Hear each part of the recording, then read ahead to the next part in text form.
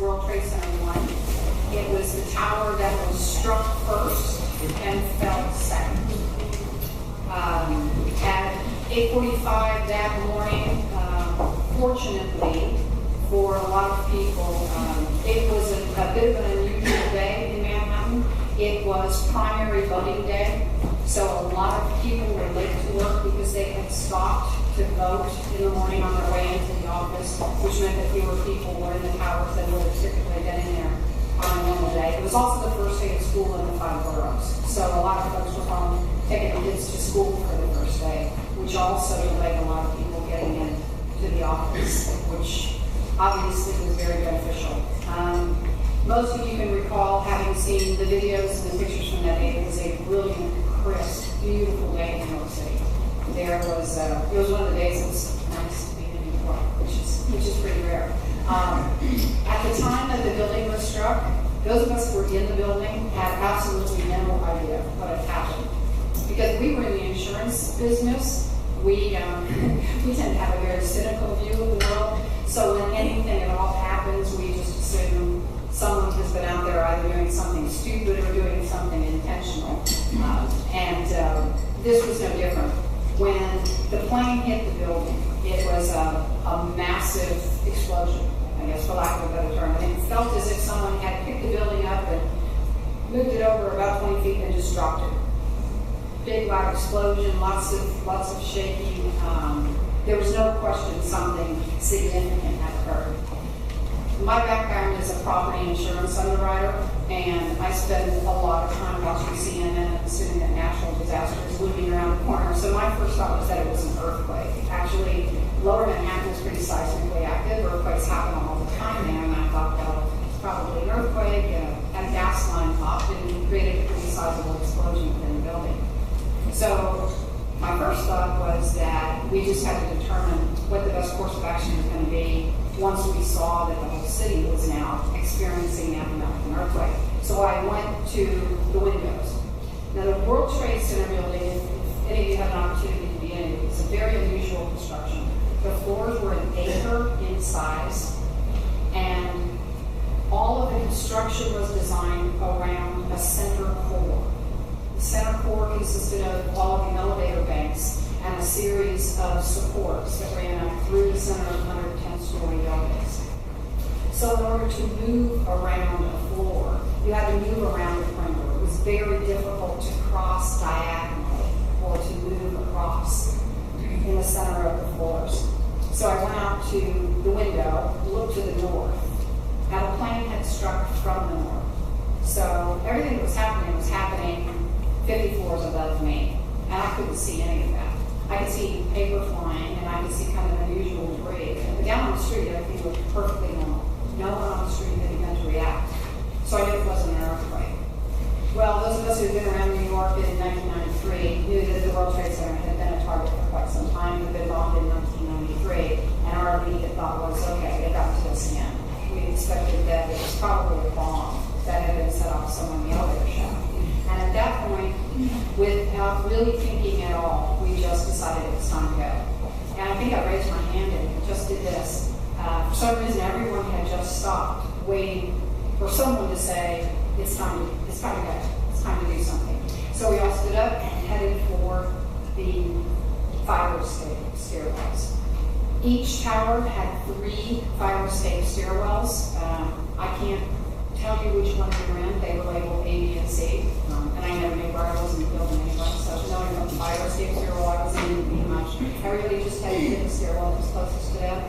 I don't recall anybody even thinking twice about trying to get to the elevators, which of course would have been pointless. The elevators were functioning at that point. When the plane had come through the building, it had completely severed all of the elevator cables because the wings extended far enough that it had moved completely through the building.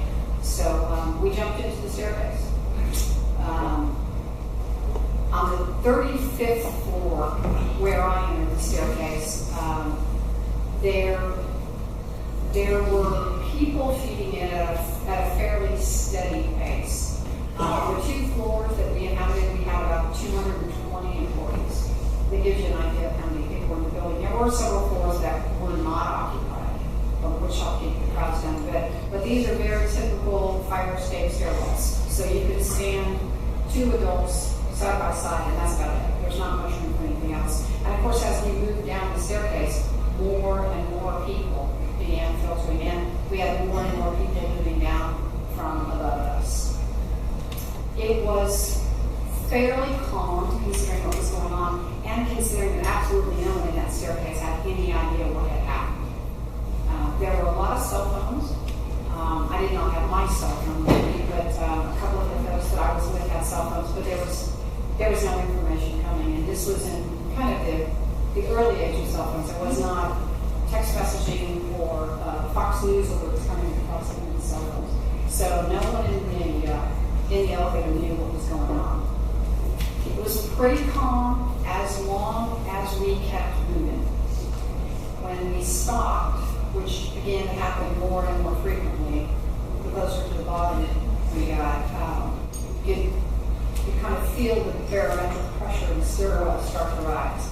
I think it's human nature to want to change your situation when you believe you're in danger, when you're fearful, and everyone was pretty comfortable that they were doing that as long as we were moving. When we stopped moving, there's too much time to think.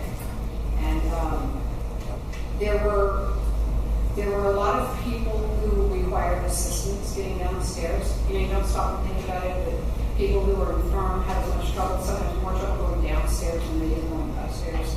And so that tended to slow things down. There were a lot of people helping other people. We did not see many first responders in our staircase. We did see a couple of gentlemen who I think were fire department. They were in plain clothes, they had badges hanging in their coat pockets, and didn't really stop to explore what those were. And they were moving up as we were moving down, but they did not have equipment. I think they were just trying to ascertain exactly what was going on. We encountered one gentleman on about the 26th or 27th floor in a wheelchair. He was paraplegic, and he had a companion who spent the day with him every day at work. And a couple of the guys that worked for me were with us, young, big, strapping guys. And he said, "Let us take you down. These guys can carry this wheelchair down. It's no problem." He absolutely refused. He said, "No, I've been given my instructions that if there was ever an emergency, I'm going to go to the fire escape stairwell and wait. And that's what I'm going to do." He spent about 3 or 4 minutes trying to convince him, and just couldn't change his mind.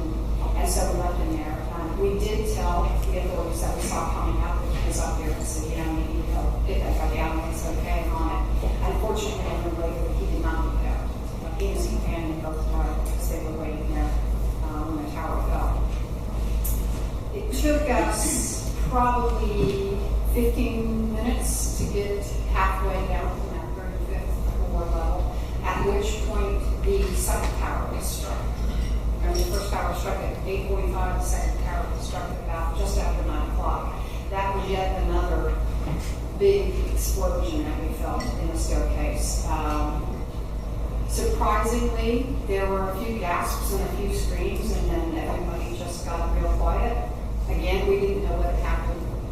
It was some sort of a secondary explosion of some type, obviously, tidal wave didn't happen, and we just kept moving. Things got a little bit more treacherous at that point. When we got to probably somewhere between the 8th and 10th floor, maybe, the sprinkler systems came on. So, good news in the event of a fire, but a little treacherous when you're trying to exit the staircase. And for the ladies in the room, you will all completely understand when I tell you that every woman in that staircase, by the time they'd gone down about 2 floors, was barefoot. The heels went out the door. Those were the days we were all still wearing hose and heels and they work, and that just was not going to cut it in that staircase. So the shoes disappeared.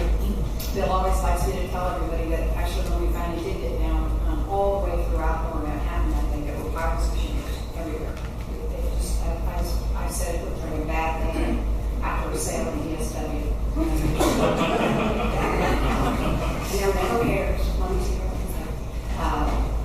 So we also had to deal with the smoke and the fumes.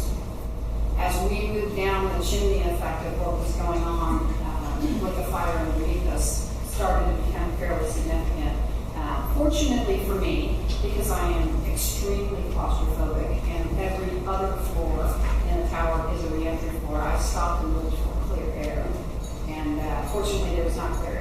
lower we went, the worse it became, because had I found clear air, I might just have stopped and said, I'll wait here until things settle down a bit, and I'm actually not going to make a choice. But that was not an option. None of the floors were clear, they were pretty bad, so we continued down.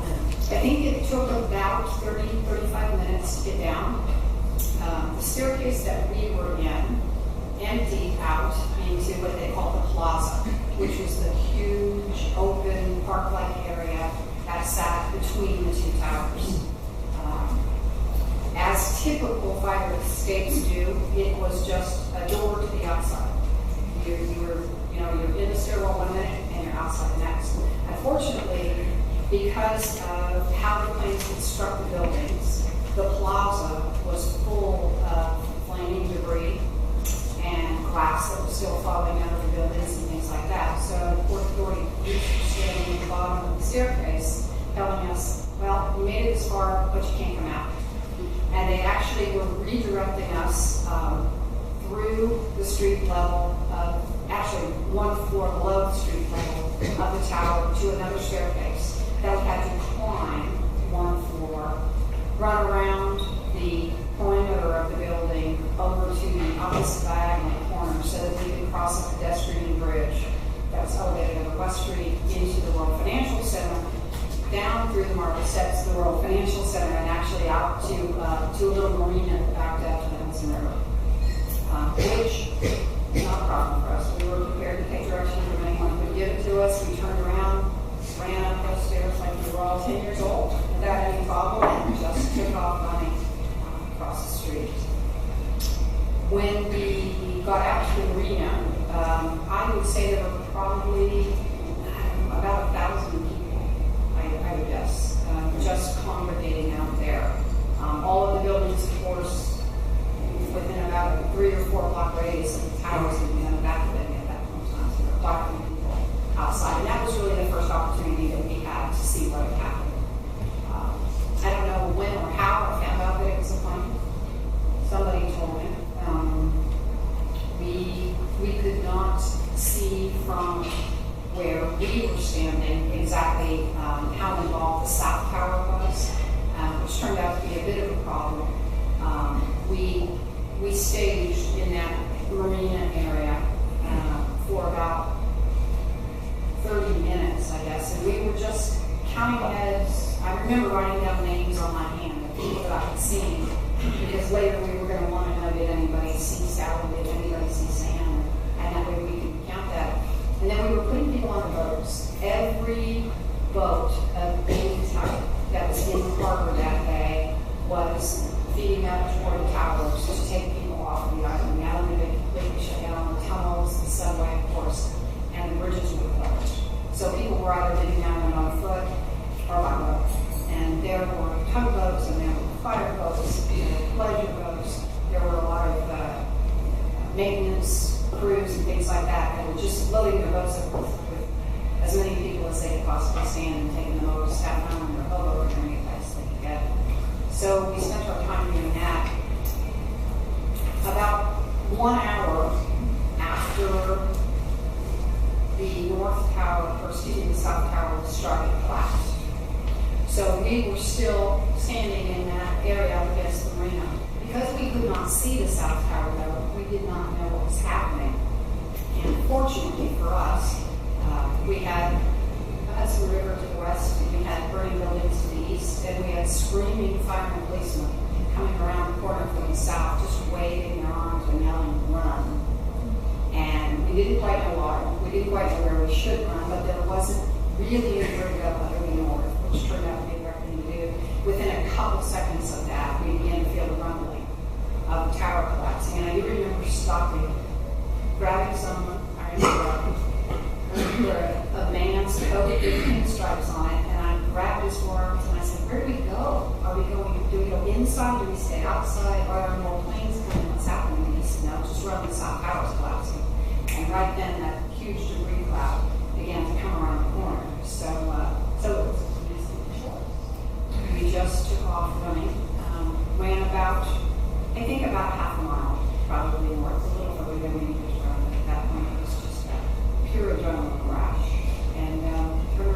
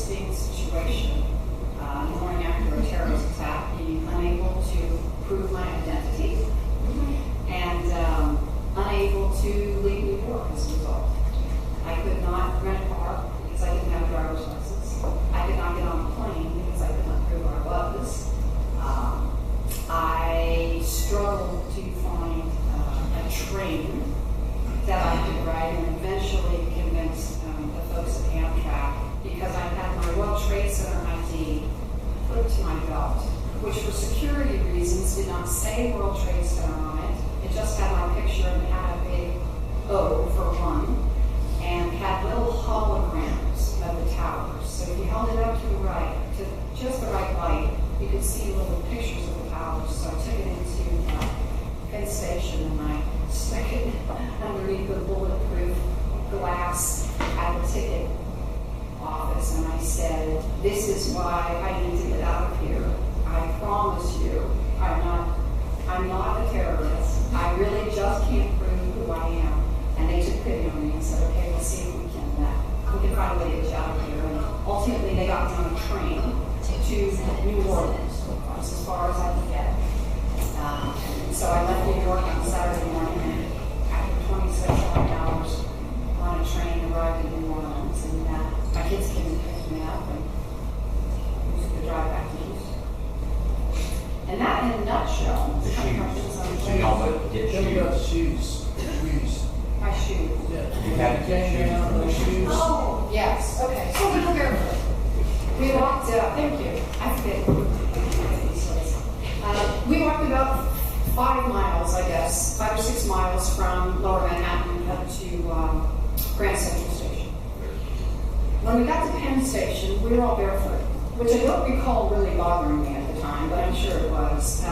There had been no businesses anywhere along our route that were open.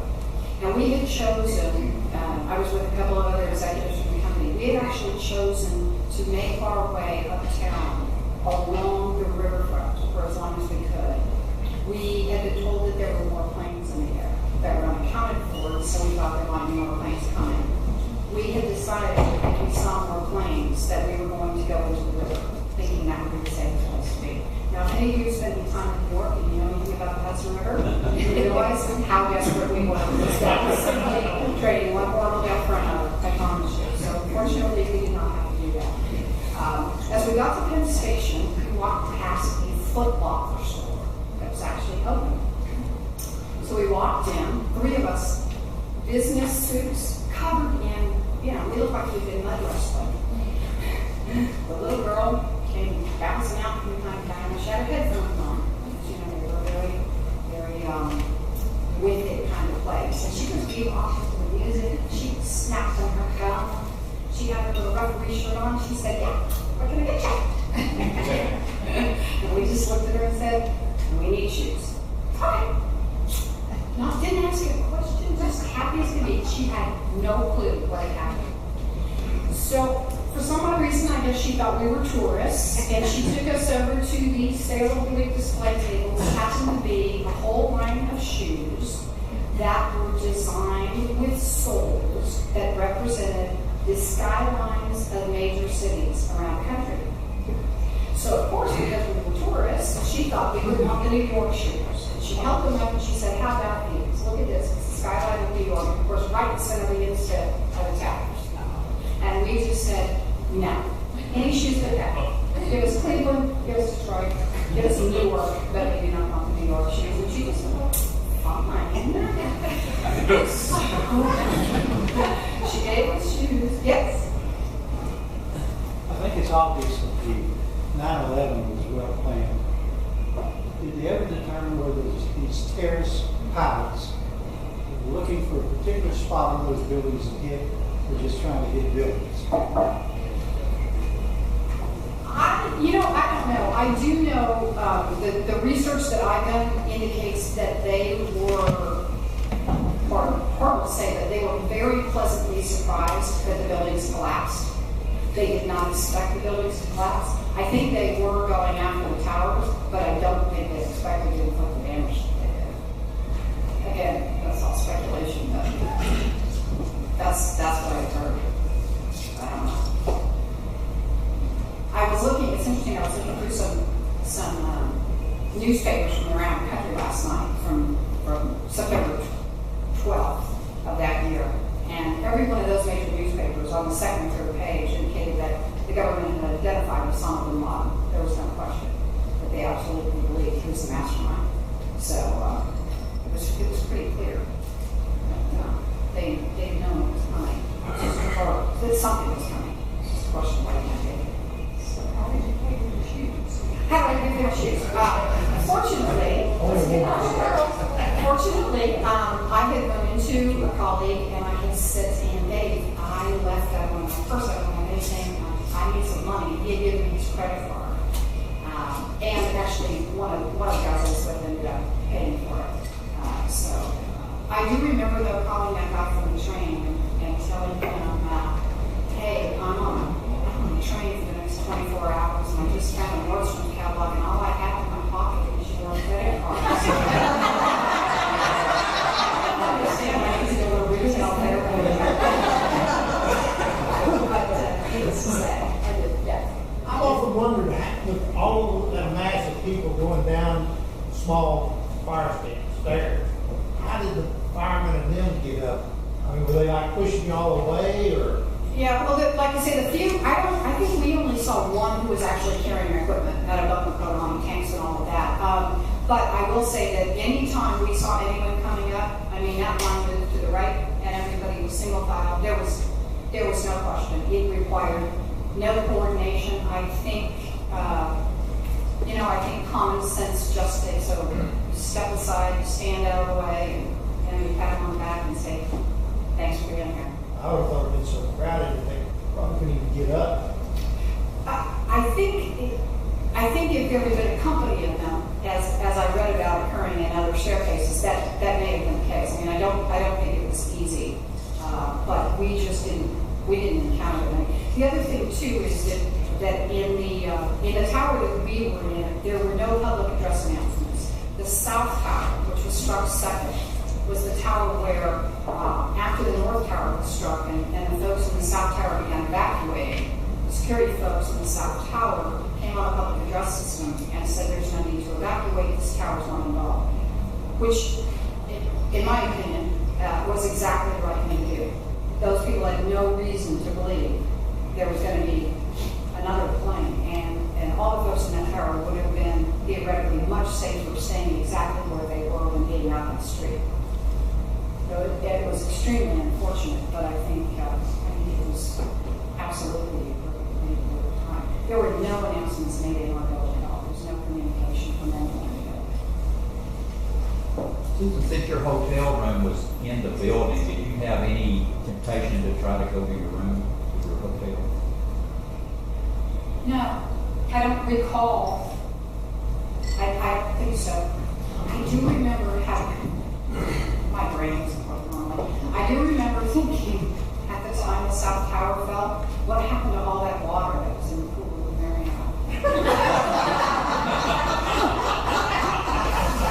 I have no idea why, but that's pretty much all. Yeah. It sounded like from your description that coming down the stairwell was very orderly, even when things stopped, you didn't have people panicking, and I suppose people weren't pushing and trampling other people. No, there was very little of that. Like I say, if we stopped moving, you could feel pressure from above you because everybody was one step up. You could feel it getting much more crowded.